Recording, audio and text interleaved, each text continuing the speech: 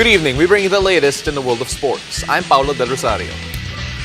And we give you the conversations you want to hear from your favorite sports icons and athletes. I'm Boom Gonzalez. In tonight's game plan, we talk hoops from the NBA and the PBA Governors Cup Finals. Buckle up, sports fans. Let's get in the game.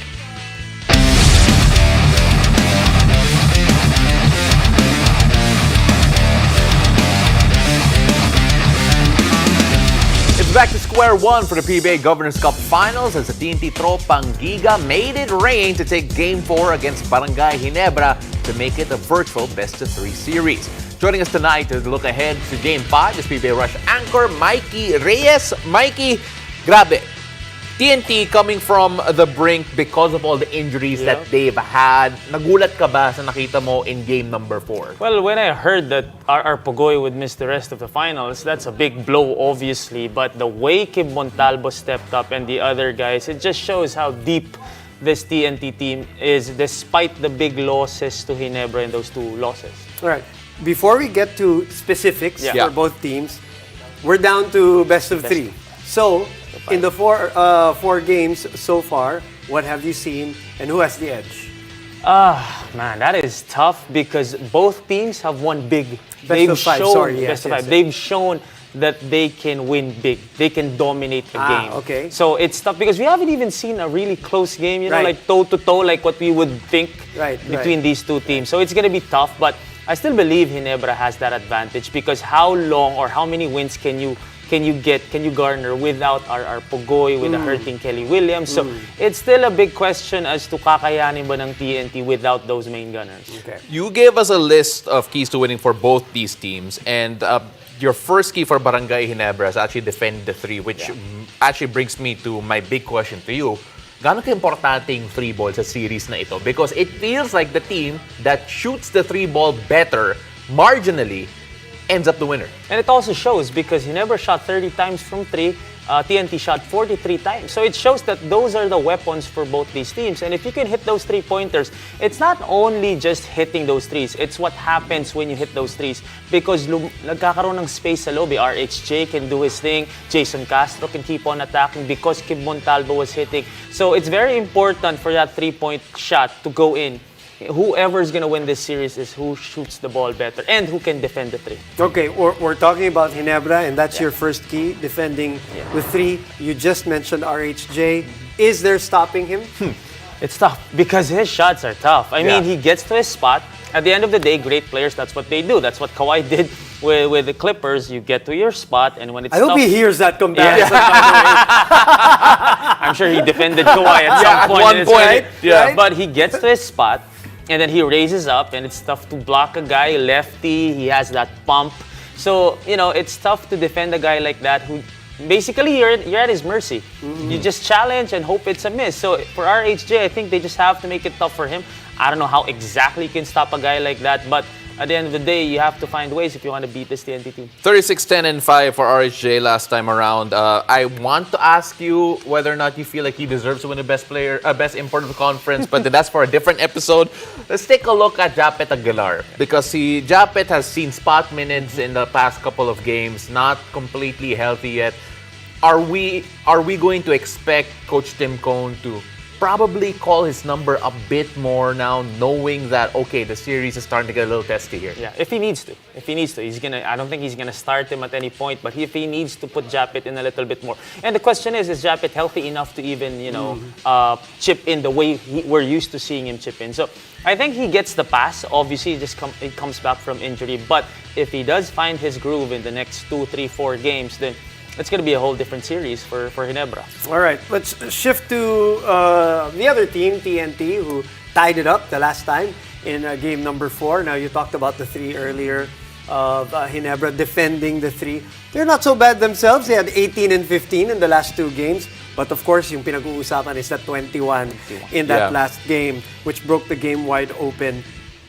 Will this continue for TNT, and how crucial? You did mention that the 3-point shot will be important. Will it be in this level because sila rin naman ang may record nun dati, di ba? That they broke. Well, it's tough to hit 21 threes, including that half-court heave from Kib Montalvo. Yeah. And it was one of those days, one of those games wherein if you're Ginebra, at tayo magagawa, nasushoot talaga eh. If you're TNT though, you have to be ready. Because if you start to miss, which, law of averages, it's gonna happen at some point. When you start to miss, it not only can you attack the paint, but can you lock down on defense. Because when you start to miss, tatakbo tong Ginebra, diba? They're gonna get their groove. And people always talk about how you get your confidence from offense, but you also get it from defense. If you make a big stop, tas tatakbo kayo dito, then Ginebra will have that momentum. Pao, pwede ko ba itanong, what's the number you're thinking of when it comes to TNT? If they hit this number of threes, medyo okay sila. Yung 20 medyo Yung masyado 20, talaga yeah. mataas yun. So, let's I be realistic think in your... 17, 18, Yeah. they have a good shot of winning it. Laki pa rin. Yeah. I mean, of winning the Oh. game, not winning the chip. Right.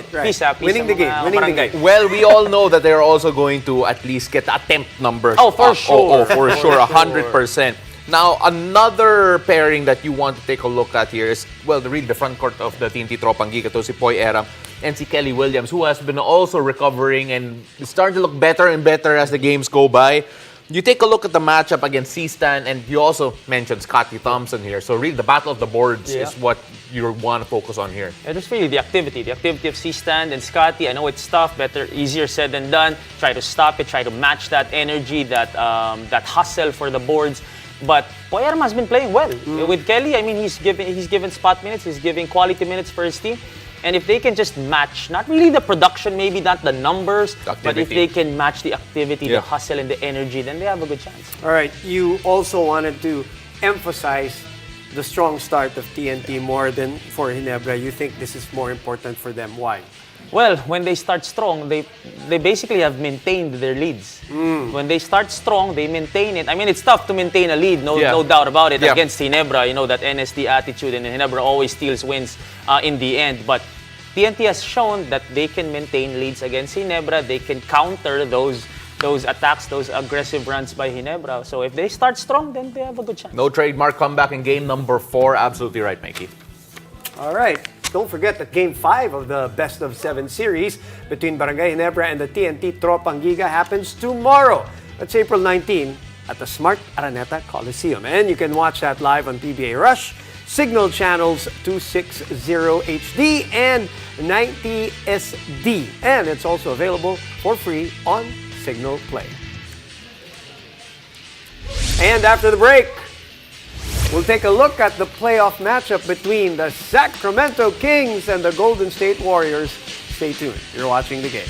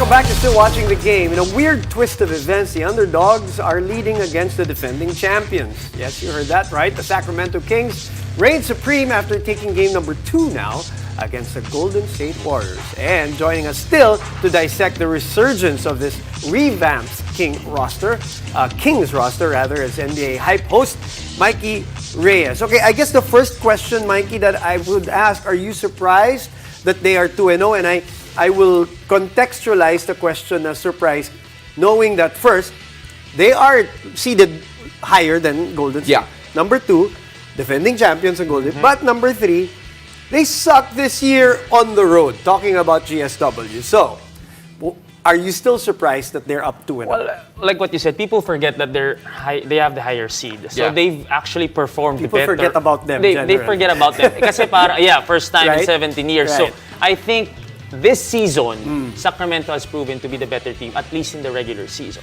In the playoffs, yes, I am still surprised. Because you know how parang Ginebra, di ba? In the regular season, parang naghihintay lang naman ng playoffs si Steph Curry, si Draymond, but now they're down 0-2 for the first time.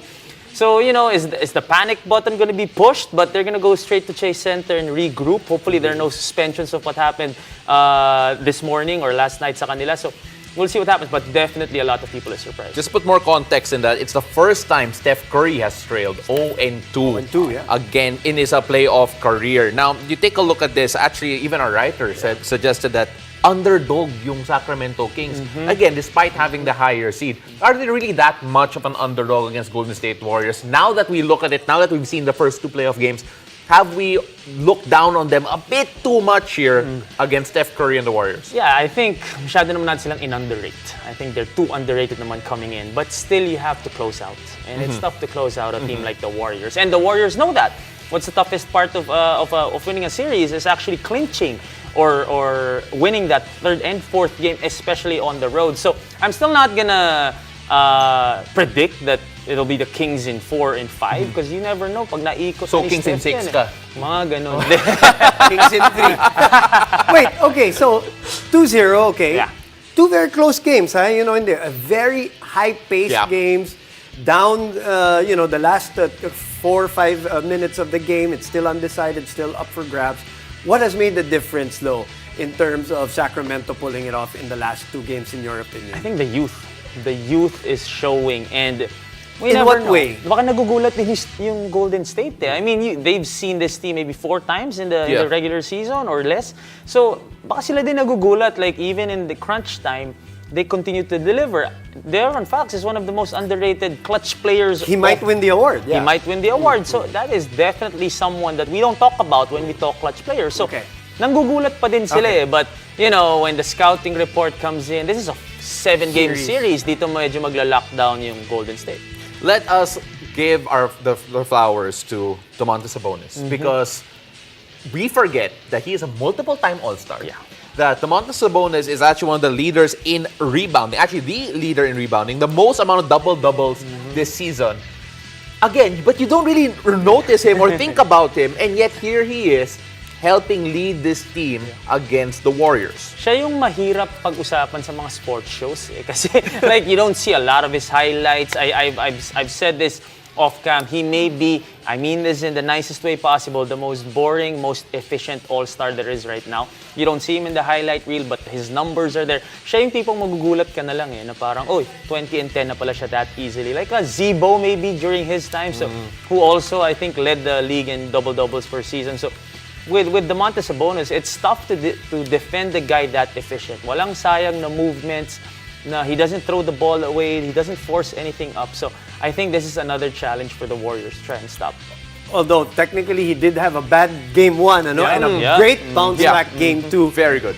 Today, and a lot of people do forget. It's not just this year. He was an in-season trade from last year, diba? Buddy Hield, sila Halliburton, and all went to Indiana. So as soon as he got plugged into Sacramento last year, nagpatuloy yung magandang laro niya this year, obviously as the number 3 seed. But it's not only him. De'Aaron Fox, Malik Monk, old college teammates. The backcourt has been spectacular for them, not only this year, but especially in the series. Had in a the two great games. game one in Yeah. particular. Yeah, both of them scoring 30 Around plus, 30 plus, yeah. plus 32 and 30, for the yeah. first time they make their first playoff appearance. I think that was a record of some sort. But I think they've been ready. Playing in a team the way they did in college, they're kind of used to playing in that atmosphere. But it's still the NBA playoffs, so iba pa din yan. But the question is, can you do the same in the playoffs on the road against a hostile Golden State Warriors fan base? Everything had to turn out right. For the Kings to get where they are, they had to make trades instead of trying to build through the draft. Of course, they had a few good draft picks there. But then even getting the right coach, Mike Brown coming in, and he's only the second coach in Kings history to win over 40 games in Sacramento. It just had to be a perfect storm for this team to be the beam team that we know today. It's crazy to think about, no? So Surik Adelman lang yung isang successful coach sa Sacramento, and well, he has the experience. Mike Brown, he's had success with Cleveland. He's had success, obviously, with the Warriors as an assistant coach. And it was just the right time to pluck him out of that Warriors program to bring him over here and try to change the culture of the Kings, or to bring back at least the glory days. Pwede ba bang sabihin yung bring back after 17 years? Diba? Nakakalimutan na nila yung glory days. But he definitely brought that culture. And right now, he's up 2-0 against his former team. And a lot of it is because they know the system. He knows the system He knows it. of Golden State. If you watch the games 1 and 2, pareho sila nagbabasahan. They're trying to, really stop each other's triggers and plays. Okay, game 3 goes to Chase. Do you have a sweet prediction? No. I'm giving it to... Di ka naman mababash dito. Dito at least sure tayo. Hindi mo magagalit yung Warrior Nation sa atin. Go make a hot take for Yung game Dub number Nation, 3. di naman magagalit pa. I'm going Golden State. I'm going Golden State. Unless there are any suspensions. Right, Wala right, namang na. suspensions. Yeah. But if they're gonna play, So far. wala. But if they're gonna play mano-a-mano again, I'm giving it to Golden State. No way are they going down 0-3. And remember, Golden State are a different team at Iba. home But compared to away. to counter that though, I heard this morning that Sacramento was a better road team than they are. So good home team versus good road team. I love that. Of course, we have more NBA after the break. We'll talk about the first major individual award announced by the league. Stay tuned. You're watching The Game.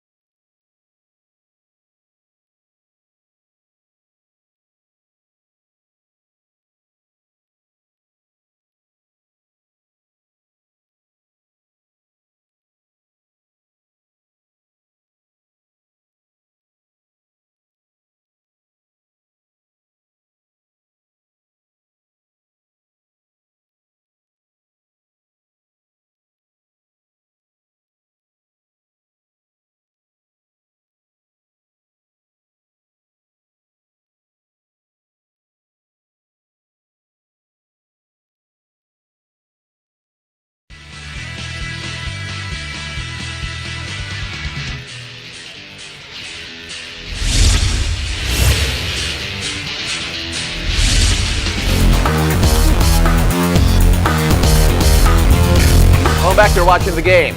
Memphis big man Jaren Jackson Jr. has finally done it this season, leading the NBA with his defensive numbers. Let's talk more about his Defensive Player of the Year award with NBA hype host, the most offensive guy I know, Mikey Reyes. Let's talk about defense. I think I'm the worst. Kaya mo ba? Worst analyst you can get with this segment, but Jaren Jackson did his thing. Yeah, Triple J, you take a look at what he's done here. He had to get over Brook Lopez. He had to get over Evan Mobley. What separated him compared to those guys? Especially from the outside looking in, you're looking at it from a grand scheme of things. Why do you think he came out on top? Well, you can't take anything away from the two, but they did it with other defensive guys, other premier defensive players. Without Steven Adams, Jaren Jackson did his thing. He really locked down on defense. He knows Ja Morant and all those guys will be the one to score. So he knew his role and he did his thing. So Iba pa din because you can talk about Brook Lopez as well, Evan Mobley, but mag-isa ka, you're really the anchor of that defense. He's the number one shot blocker, diba, in their team. And the thing is, among the three, he's the only guy who can really guard 1 to 5. Perimeter, yeah. Diba? Siya yung nagsiswitch out. They're a heavy switching team, diba? And that's something that Mobley parang and kung may Brooks Giannis Antetokounmpo ka, parang to anchor, parang to save you. Yeah, of course. And Jarrett Allen naman para sa Cleveland. Okay, how do you see him against the Lakers though? Because malaki ang Lakers, especially with a healthy Anthony Davis. You see Rui Hachimura just kill them the last game. So is he going to be an effective defender, a lone defender against LA? I don't think he can't guard everyone. Yeah. At the end of the day, it's gonna take the whole team to play good defense against a team with so many weapons. Ang daming dinagdag ng Lakers from that trade deadline, and it's gonna be tough. You're still gonna need Steven Adams in this type of situation, in this type of series. You're gonna need his toughness because at the end of the day, bata which they won't get. They won't get him. Brandon Clark and Steven Adams. It really hurt. And it's hurting them right now. It's going to be tough. It looks like it. He can't defend everyone. Literally, they are hurting, especially with the Ja Morant injury too. Well, he did score well, 31 points and 5 rebounds and 4 assists in their last game against the Lakers. Let's see if he does improve at least defensively there. But of course, there are other awards up for grabs soon. And let's a couple of questions here in terms of like the clutch player. Oh, you're more. This is more your wheelhouse. You're to pick a clutch player. Well, you get the volume. Okay. Jimmy Butler, DeMar DeRozan, or De'Aaron Fox, the candidates here. Well, De'Aaron Fox, stats-wise, he is the leading in clutch I think points. I know where your heart is going. I think you're a Butler guy. Oh, iba yung dog and Jimmy B. Right. So, especially in the playoffs. But again, this is a regular season award, so you can't count the playoffs. But regular season, I think you can give it to De'Aaron because of the stats. The stats. Yeah. Although, Miami has played the most clutch games in the regular season. I think the 55 sila of all the... And they have a winning record, by the way. So I see where you're coming from. Do you have a candidate for Sixth Man of the Year? Do you have a favorite for Sixth Man of the Year? Emmanuel, quickly. From I'm going New York. with Emmanuel quickly because... Well, magaling din naman sina Brog doon. Magaling din naman yung mga yun. But I think with Emmanuel quickly is... umaakit yung numbers niya. He averages 14 points off the bench, 24 when he starts, and 26 when Brunson is out. So, I like my sixth man to step up even, especially without the superstar because kaya niya kahit siya yung nagiging focal point nung offense nila. Now, obviously, with those awards coming up, I want to focus back on JJJ, especially what he could do with the Lakers, since that's what we're going to be watching for in the next couple of days. Take a look at JJJ. If Memphis are going to win, how big of a factor do you think he has to be on both ends of the floor, especially with Ja Morant, questionable, and all those pieces missing on defense? Oh, well, if he does deliver and they win the series against Lakers, you're going to have to put him like, he's established himself on both ends because he's going to be tasked to guard one of the best players, maybe Anthony Davis, Rui, or whoever, and he's gonna have to score against one of the tough defenses of the league with the Lakers. So it's gonna be tough, man. If he delivers this series for Memphis, medyo aakit talaga yung stock niya. Crazy. Validated. Gotta look at him differently. Yeah. Right. Thank you very much for talking about defense on the show, Mike. I tried. Really appreciate it. It was weird. I know. Good to see you, and you can catch him, of course, on NBA Hype next time. Thank you for joining us tonight. I'm Boom Gonzalez. I'm Paulo Del Rosario, and this has been The Game.